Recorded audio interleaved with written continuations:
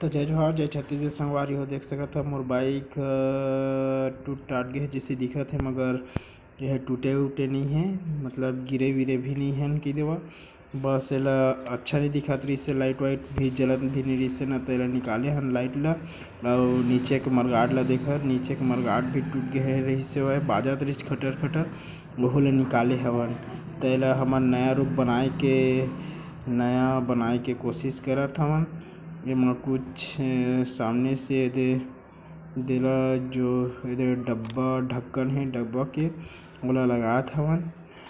तो ऐसे करके लगाबो हमन, कुछ अच्छा दिखे के कोशिश करबो, ठीक है। और हाँ हमन गिरे विरे नहीं हैं संगवारी हो, बस अच्छा नहीं दिखत रही ना तो ओला निकाले गए हैं। नट बोल्ट निकाल के ना एमा लाइट आने लगवाबो, ऐसे करके ना निकाले हमन। तो देखा कितना अच्छा दिखी, तो हमन नेक्स्ट ब्लॉग में बताबो हमन। अभी तो बस ऐसे ही हमन काम करत हन एमा लाइट लगाबो ऐसे करके।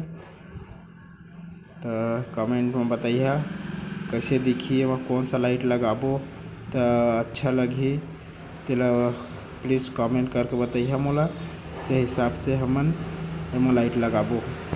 मैं एला लगा दे हाँ और नंबर प्लेट ला यहाँ ऊपर में कितना अच्छा दिखी नहीं। तेमन तो कोई ठीक दिखा थे कि थे मड गार्ड लगाए पड़ी।